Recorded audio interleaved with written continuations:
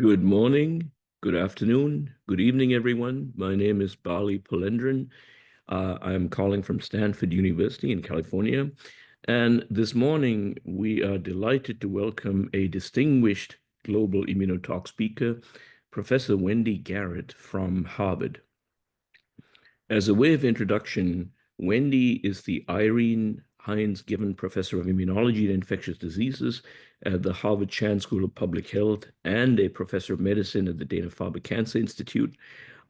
She was educated at Yale University, where she obtained her Bachelor of Science and Master of Science in Biophysics and Biochemistry, and an MD and PhD under the mentorship of Ira Melman, Yogi Galan, and the late Ralph Steinman at Rockefeller.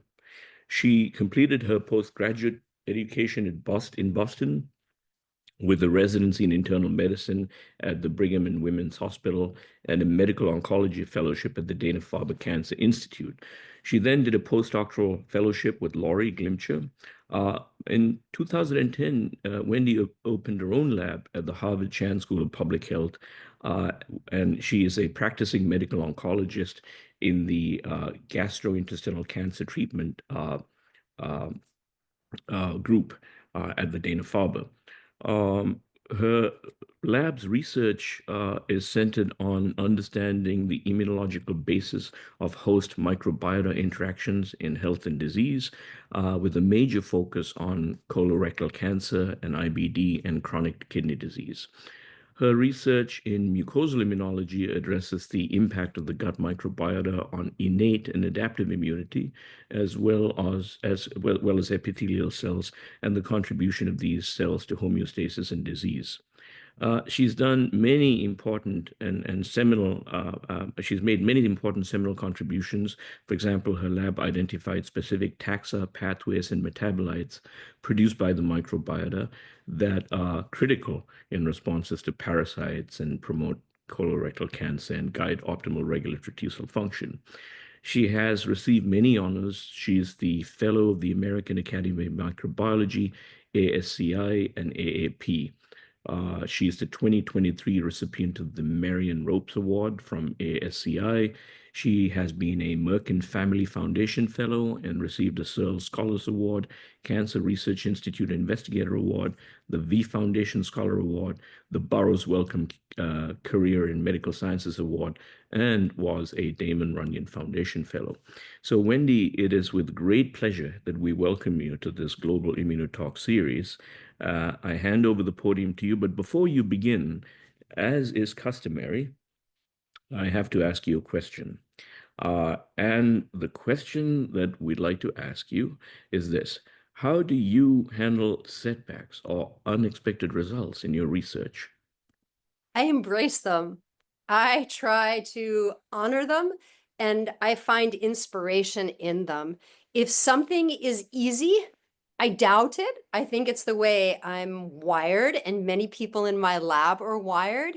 We embrace challenges, difficulties. And if everything seems too simple, if at first pass everything lines up too neatly, if the data aren't spread enough, we question it.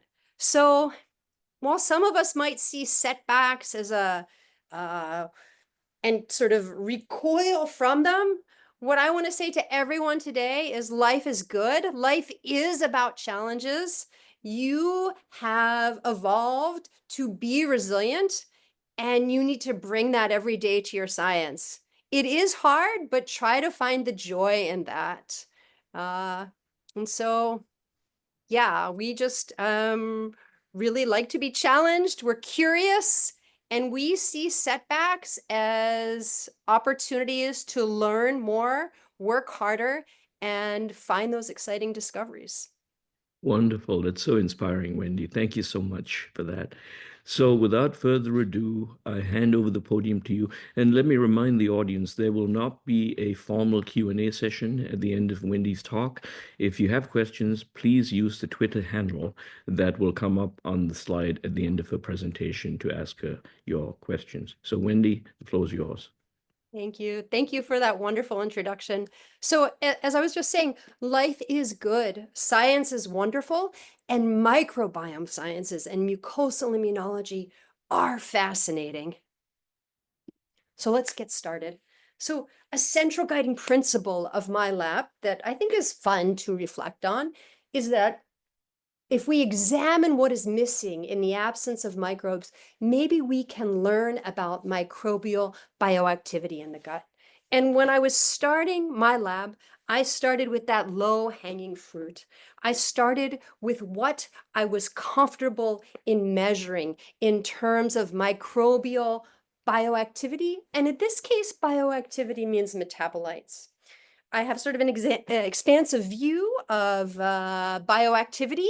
It can be a disease, whether a microbe makes a disease better or worse preclinically or correlates in a human disease. It can be a metabolite. It can be a microbial associated molecular pattern.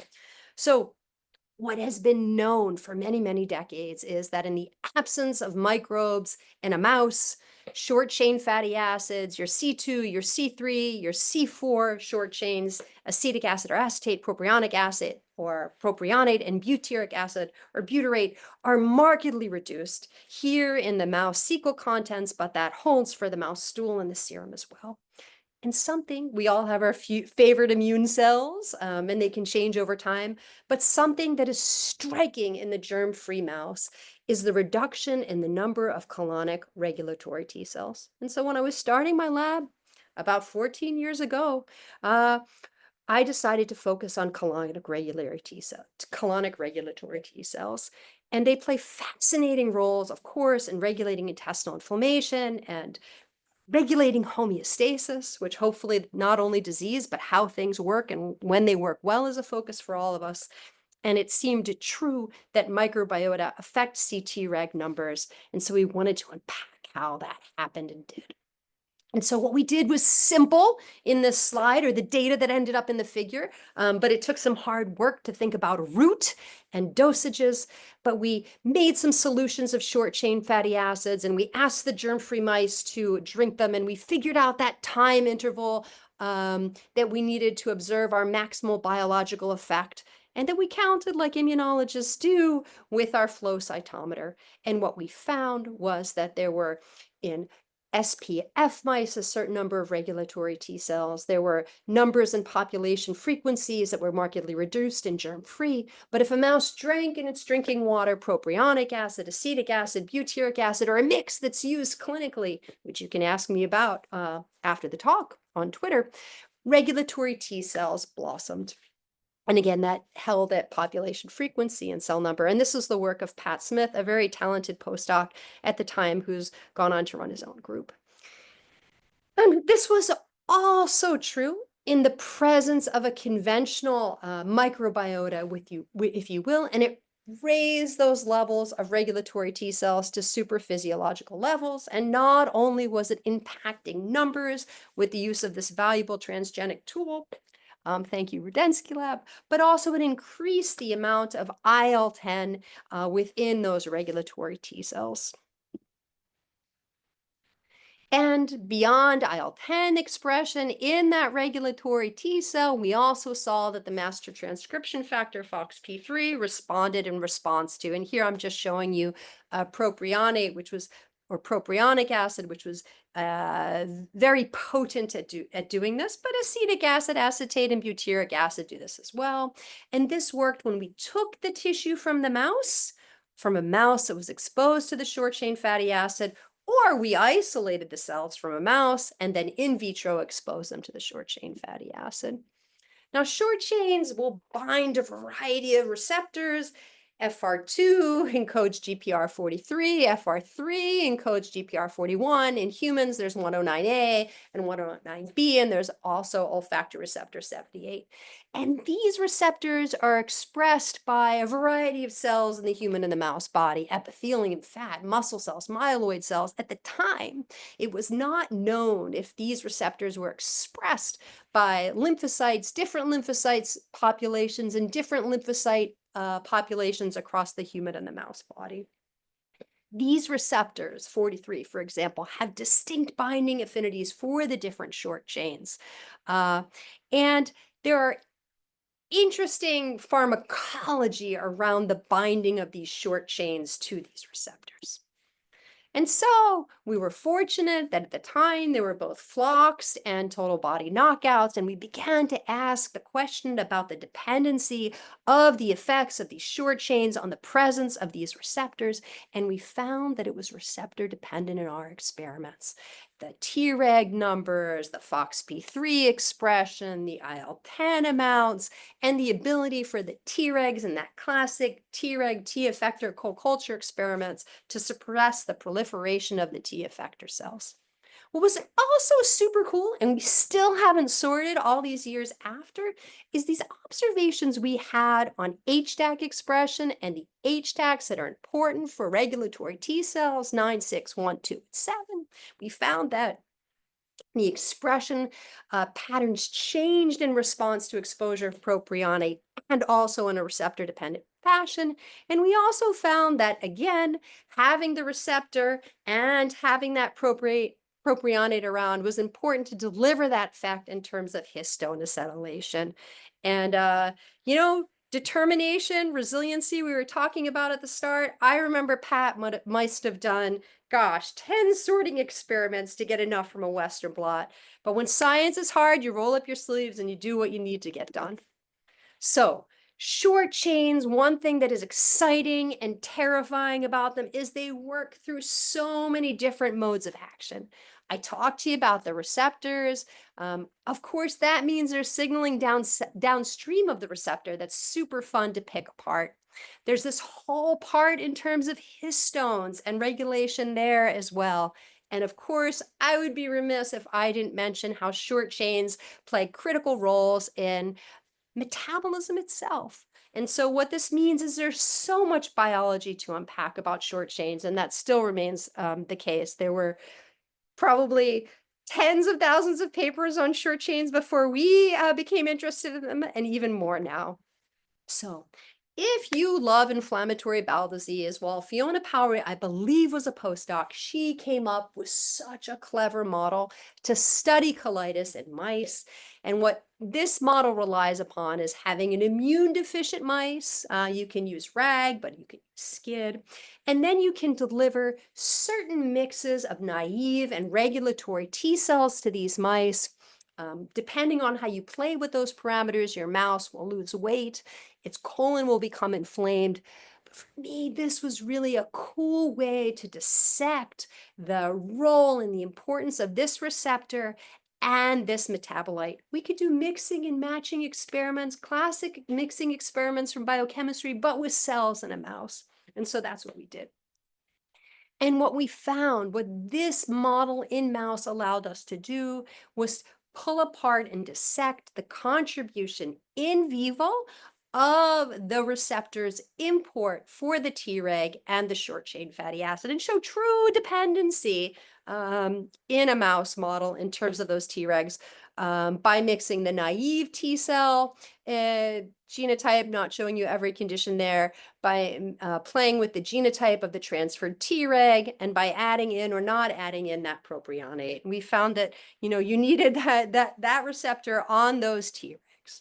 Now, I know this is a webinar format. I'm not expecting you to answer, but ask your question. Ask the question to this yourself. And if you're watching on YouTube, pause and think, with this information, what experiment would you do next? Because the beauty of being a scientist is that we do take the time to think about our results, and we should look at data for many minutes a day, at least one piece of data closely 10 minutes a day. So think about the next experiment. Next experiment we did, following up on this experiment, was what if we vary the genotype, in this case, not of the Treg, not of the naive T cell that we transferred in, but what if we vary the genotype of the recipient, that host mouse?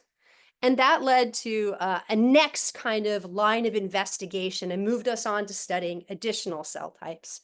And so it was known for some time that DCs in general, dendritic cells express GPR43. It was known for some time, beautiful work from the McKay lab, that neutrophils and epithelial cells express these different GPCRs that respond to short chain fatty acids.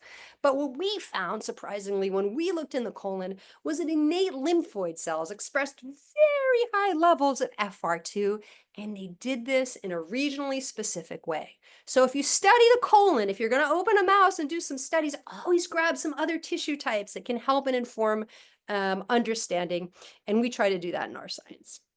And so what I love about ILCs and the ILC field is that I've been fortunate to see the birth and evolution of this field. Insofar as those cells have been there, but I've been able to witness, as some of you have in the webinar audience, sort of how this field has evolved. And the gut is a fascinating place to understand immunology. If you know the gut well, you will learn so much about different immune cells and states. And it's been neat to watch the birth of the dendritic cell field as a graduate student, and also this field as well.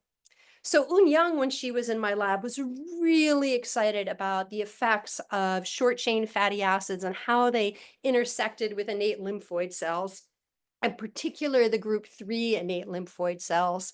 And what she bravely decided to embark upon was the signaling downstream of GPR43.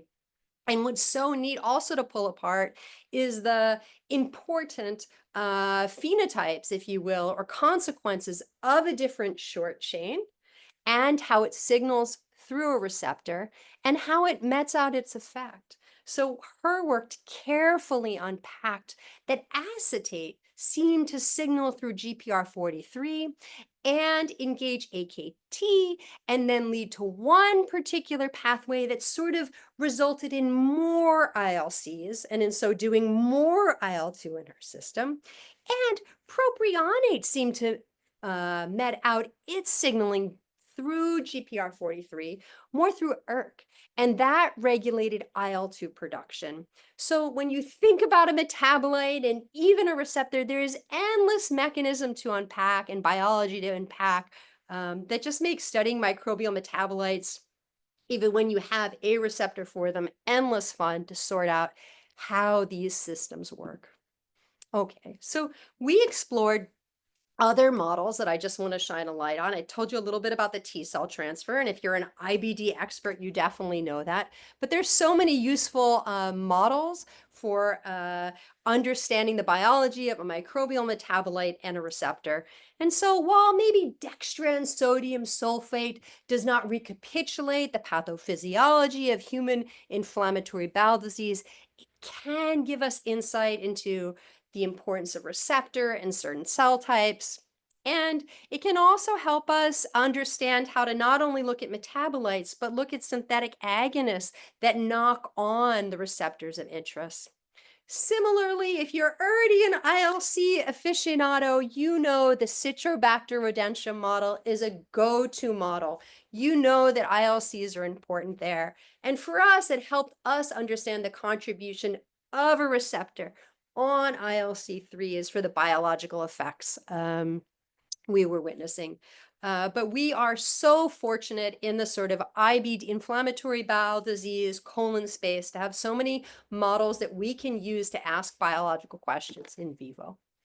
And so, especially because Bali's my host, and because I trained in dendritic cell biology a long, long time ago, I always have to open my mind and my heart to dendritic cells. And when Sydney Lavoie was a graduate student in the lab, she was swept up with a love for dendritic cells. And I'll tell you that, wow, the biology there is complex as well, but short chains are important for them too. What Sydney unraveled in some pretty complex colorectal cancer mouse models is that FR2 and short chain fatty acid signaling are important multiple places, and multiple systems have to break down to observe certain phenotypes. So there's a really important role for FR2 signaling on the colonic epithelium and inducing cancer there, and loss of FR2 signaling in that case is a bad thing in the model she looked at. And when you had that one hit in FR2 signaling in the epithelium, and if you also had a hit in a dendritic cell specific fashion using CD11C Cres, you saw some really interesting effects on dendritic cell T cell interaction. So when that dendritic cell lost FR2 and wasn't sensing things like propionate and acetate, and started to give signals that resulted in more quote unquote T cell exhaustions. CD8 positive T lymphocyte phenotypes notable for high LAG3, PD1, and CD39 that Sid found out were mediated through IL-27. So the complexity of this one receptor and its multiple biological effects seen across different contexts are something that continue to fascinate us. And I hope you find similar opportunities or fascination in that too. Now, boy, is it complicated. So who makes the short chain fatty acid? How it's made and what microbe are all really important. So I never want to just paint a microbial metabolite with a particular halo or even a receptor. And so this work from the Longman lab I thought was really important to highlight that. And that is there are cases in which propionic acid and the context in which it is sensed by a fractalkine receptor phagocytic cell actually drive inflammation. And this has made my lab think about from whence is the short chain fatty acid produced? What are the metabolic substrates upstream of that short chain fatty acid? So maybe you don't dream about short chain fatty acids and how they're generated, but I spend some time doing that. And sometimes they can be generated, as in the Longman paper, through fucose, leading to propionate metabolism. Sometimes they can be through amino acid metabolism, and it's not just threonine, isoleucine, and valine. Sometimes it can be through fibers, but how it's generated, that metabolic flux, and where it's generated, in what microbes, and the context of other microbial signaling that's received by a host cell are important determinants of biological function. And this will turn to short chain fatty acids, but we're going to do a little pivot. So I told you a little bit about E. coli for a second in that paper from the Longman lab. But my lab since roughly 2012 has studied a gorgeous gram-negative bacterium, a mouth bacterium called Fusobacterium, and lots of species within this genus. And this bug is an opportunistic microbe. It plays roles in a lot of human diseases, periodontitis and infections of heart valves, maybe atherosclerosis, abscess in the liver, inflammation in the gut, preterm birth, and complications. And up until a couple years ago, we called it Fusobacterium nucleatum. But now the species most associated with diseases like colon cancer are really bugs called Fusobacterium animalis. So I might flip-flop by calling it FNA or Fusobacterium nucleatum. But the strains we use are now taxonomically most properly termed animalis. So my journey with this bug started when a graduate student, now professor at Harvard Medical School, made an observation. Originally in 9 deeply sequenced patients, it showed that patients had some mouth bacteria in their colon tumors.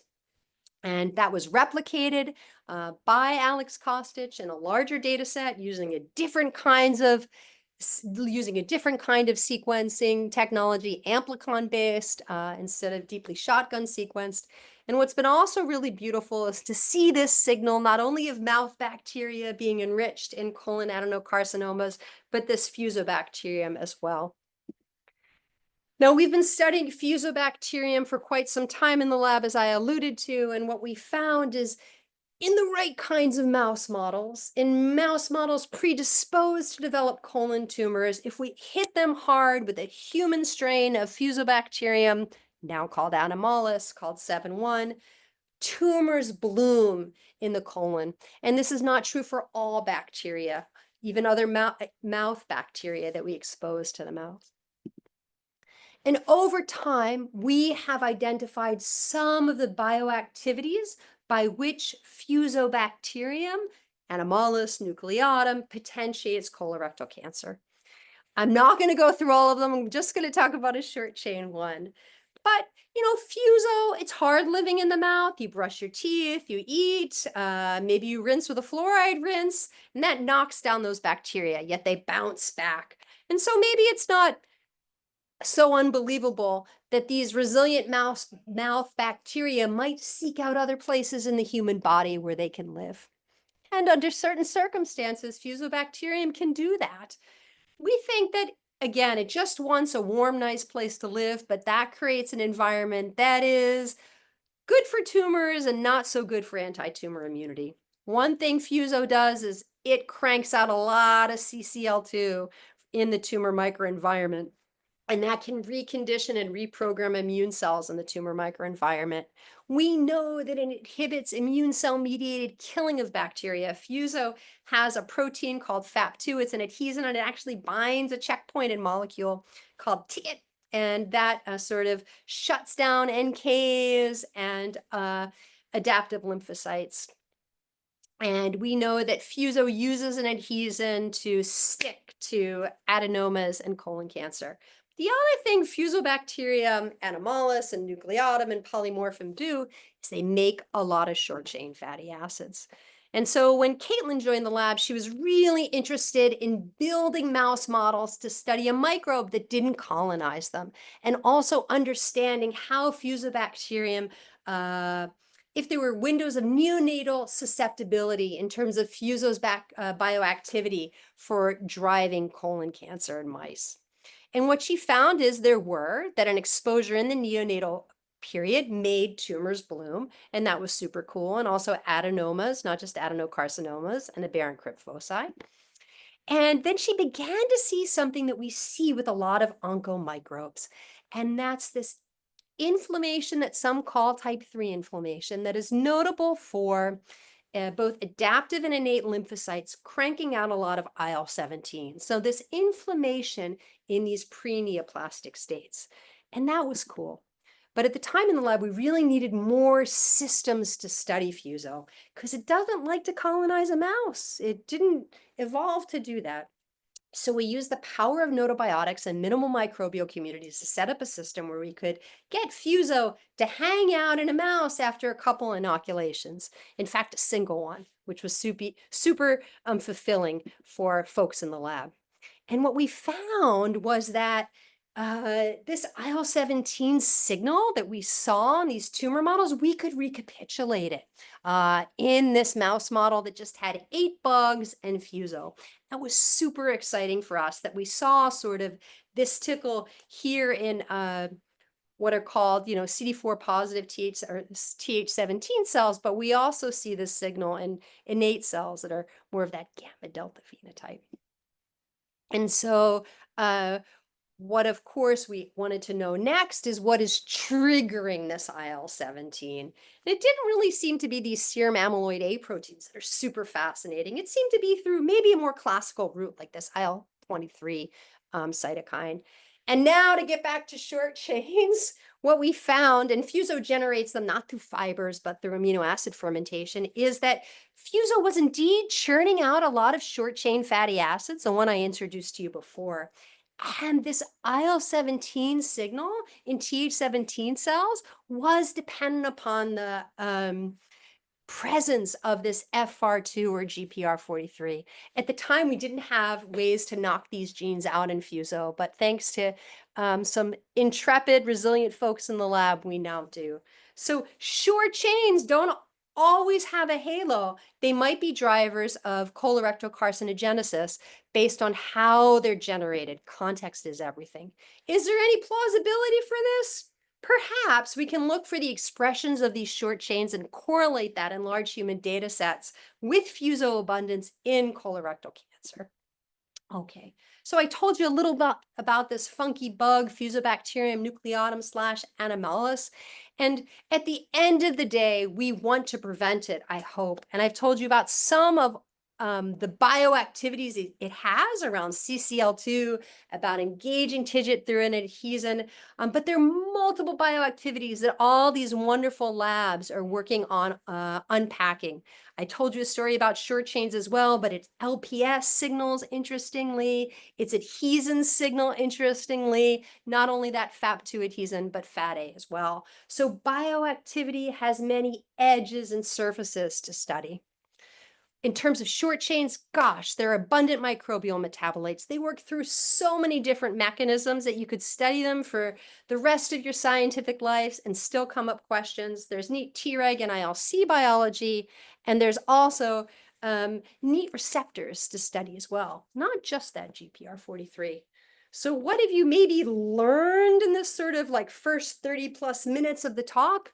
Wow, studying microbial bioactivity from the host perspective, it's complicated and it's context dependent. But in science now, we have increasingly sophisticated tools to unpack the complexity of biological systems. So fear not, dig deeper, be resilient.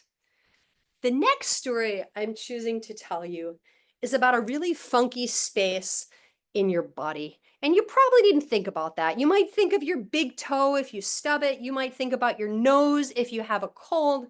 But I'm guessing 9 out of 10 of you don't think about your duodenum. And I love the duodenum because it's a liminal space. It's the space between the acidic environment of the stomach, obviously.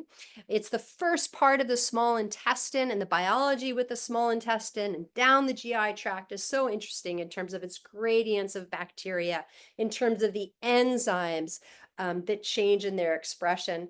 And the duodenum is this dumping place, if you will, this huge change in pH. And then all these proteases and all these wonderful enzymes that are brought into it through the pancreas.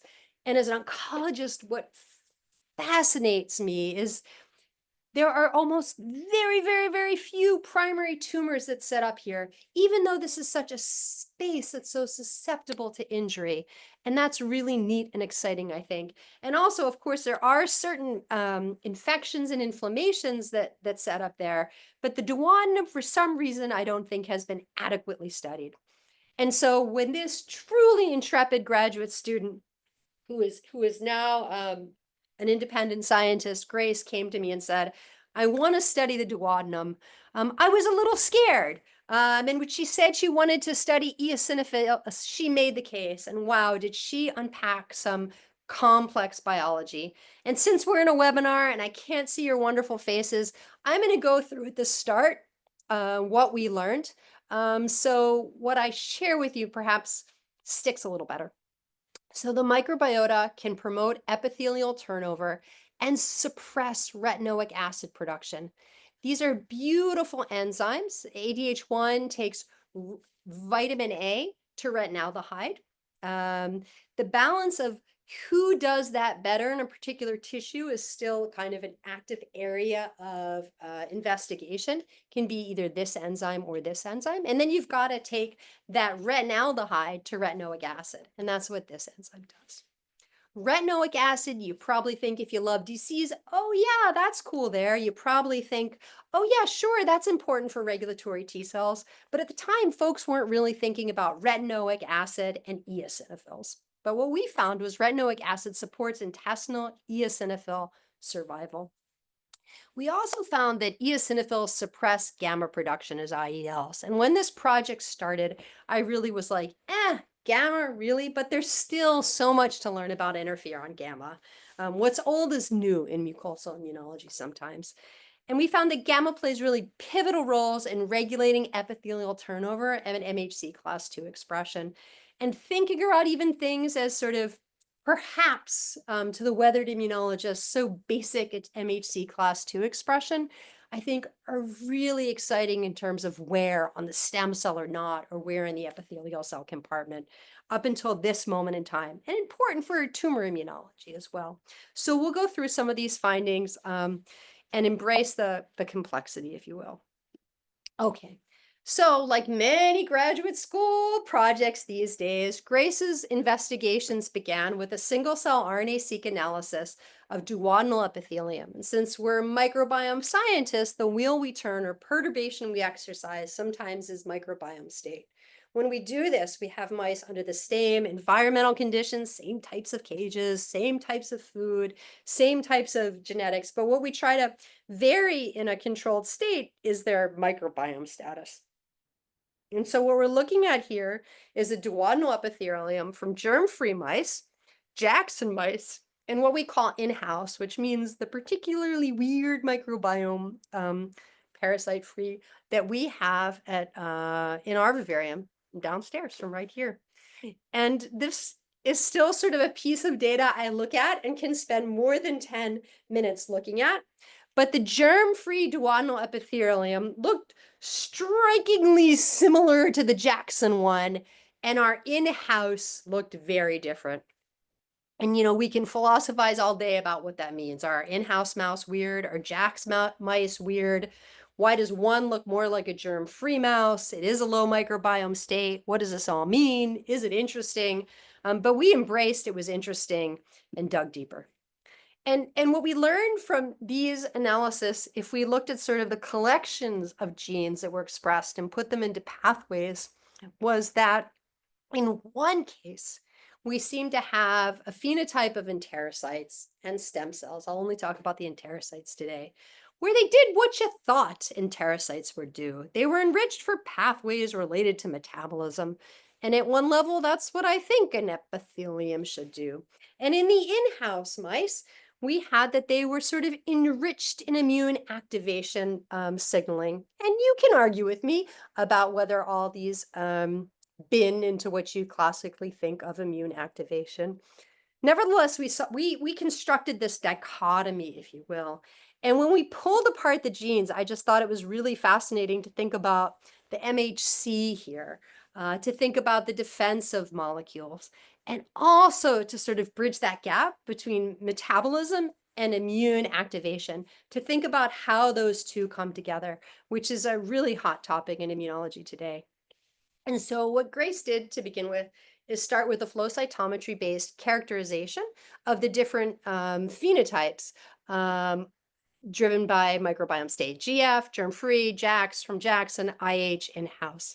And what she observed on the flow cytometer, concordant with the single-cell RNA-seq, was that our in-house epithelial cells had strikingly high MHC class 2, while germ-free and Jackson did not. And then these enzymes that are really important for vitamin A metabolism had sort of the reverse kinds of expression levels. And not only did we look by qPCR, we also, again, used our flow cytometer and this really convenient autofluor assay to look at vitamin A metabolism as well. So there, again, was sort of this dichotomy, if you will, between MHC and vitamin A. So I'm gonna be honest with you. There were a lot of cell differences in the duodenum. Lymphocytes, yes. Dendritic cells, yes. But in terms of cell abundance and effect size on the flow cytometer by population frequency, wow, EOs had really big differences. And I got super fired up about this, as did Grace. And so what you're looking at here is, now we're going to simplify a little bit. We're going to do the Jackson versus the in-house. And you see that the in-house mice have lower eosinophils. And then we began to play with inhibitors of retinoic acid. And this one is quite nice. And we saw that it seemed that retinoic acid and its metabolism seemed to be important for this eosinophil population that we noticed. And then we sort of asked the classic kind of add back experiment, if you will. People that know EOs know that IL-5 is an important survival factor, and indeed it is. And we asked if retinoic acid performs similar too. We didn't do a ton of dose titrations, but retinoic acid does deliver in a subset of eosinophils from the upper GI tract a survival signal, but it is not synergistic, nor is it additive. And that was neat to think about the importance of retinoic acid receptor signaling in EOs in the duodenum. So EOs, beyond their roles in anti-parasite immunity and their dysregulation and inflammatory disorders and cancer, they are a super cool up-and-coming cell type. They have emerging roles in immunometabolism, tissue remodeling, development, neuronal regulation, immunoregulation, and what I'm going to talk to you guys about, epithelial cell regulation. So Grace began to really look at this eosinophil epithelial interaction that she saw originally from single cell and do some really basic just staining of tissues from the mice that she was studying. And we found that there were neat effects on epithelial cell turnover. What Phil are these great mice that are deficient in eosinophils generated from the Mayo. And so sort of what she began to unpack was the effect of the eosinophil on, right, the epithelium in the context of microbiome, and seemed to push on and unpack what was pushing on what. And then again, touching on disease models, at the risk of being a little didactic, they're not a ton for the duodenum. There's some parasitic infections, but a really useful one, and it doesn't just affect the duodenum, is giving anti-CD3, pushing the heck out of T cell receptor signaling.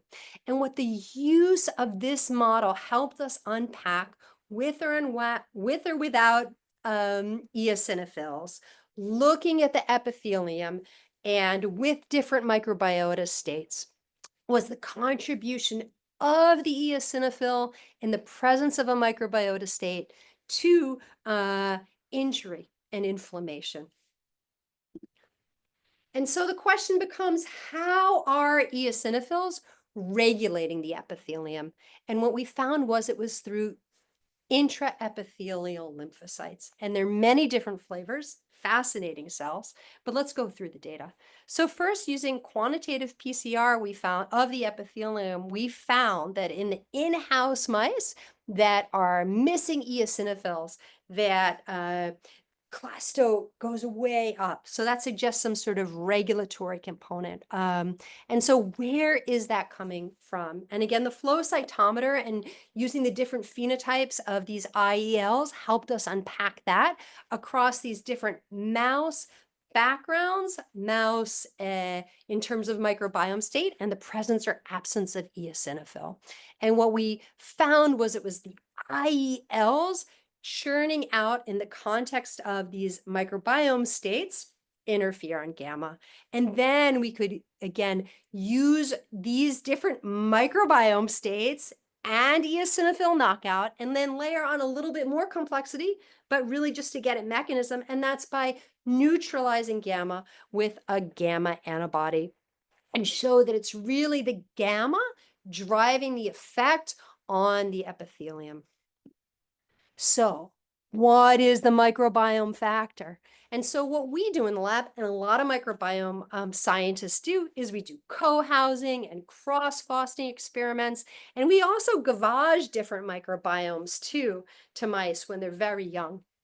And so using those techniques where we swap the microbiomes, no antibiotics involved, just swapping microbiomes, from doing mixing experiments in mice of microbiomes and putting in an in-house microbiome, we found that the microbiome of the in-house mice was really affecting the expression of those all-important vitamin A metabolizing genes.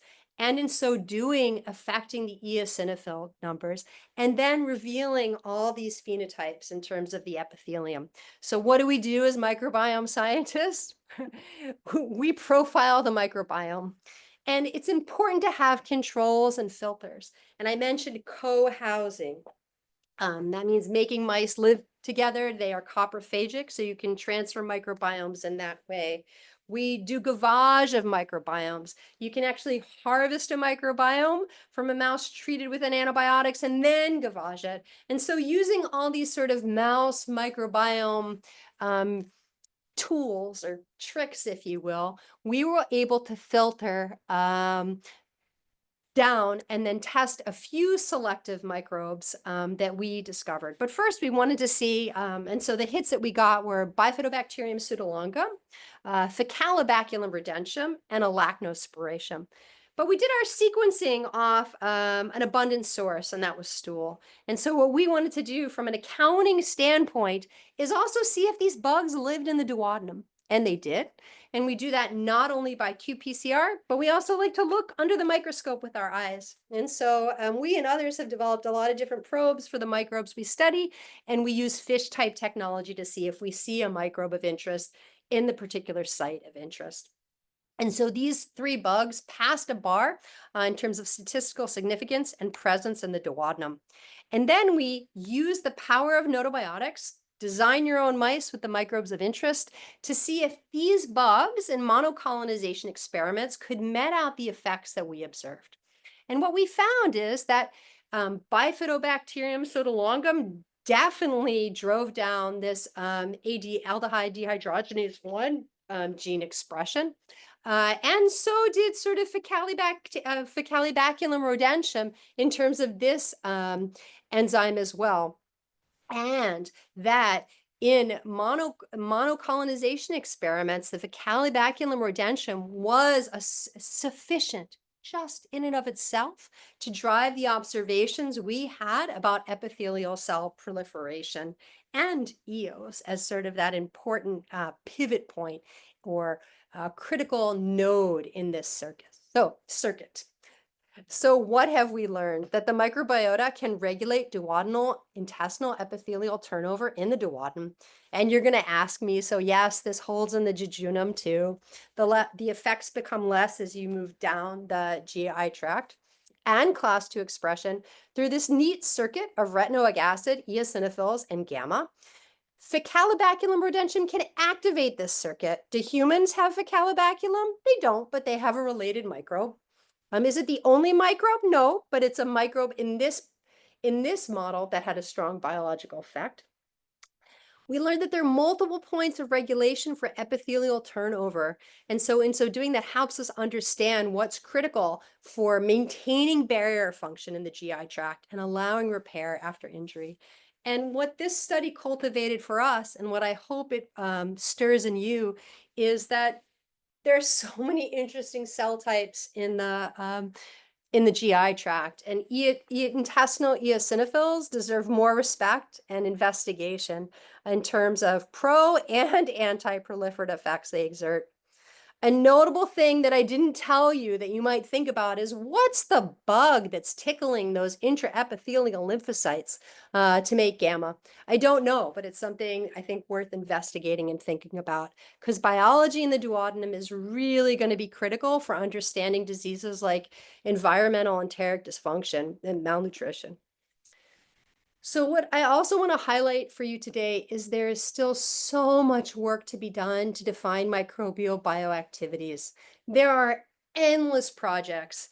If metabolites are your jam, this is a image of all the different metabolites that differ between the germ-free state microbial metabolites, a minimal microbial community, and conventional mice. And all of these are unknown right now. We have a mass and a charge. I can tell you that we can ascribe differential abundance in a disease for some of them, but we don't know what they are. So many neat things to unpack and discover and see how microbial bioactivities via metabolites knock on immune cells. Whether you see the tiger or the trees, the skeletons or the baker and the bread, or the cat and the mouse, microbiome science welcomes you. Mucosal immunology welcomes you. Join the journey. Check out information on bioactives. This is an inclusive community of scientists, just like Global IMMUNOTALK's principles. So I just want to thank all my wonderful collaborators. I learned something from them every day. The people in the lab, I learned something from multiple times a day. I featured work from past members in the lab and current members in the lab. I feel very fortunate for all the people that have come through my lab and helped generate knowledge. And I want to thank current and past funding sources. With that, I thank you for your time and attention. Thank you very much, Wendy, for that beautiful talk, beautiful work, very engaging presentation. And so that concludes the talk. But before you go, let me remind you, as I said, there will not be a formal Q&A session, but if you would like to ask Wendy a question, feel free to use the Twitter handle that's indicated on this slide, hashtag Global Immuno, or at the Garrett Lab. Uh, and also, next week's speaker will be Professor Yumi Kim from South Korea. And with that, that concludes this morning's Global ImmunoTalk presentation. Thank you, everyone. Bye.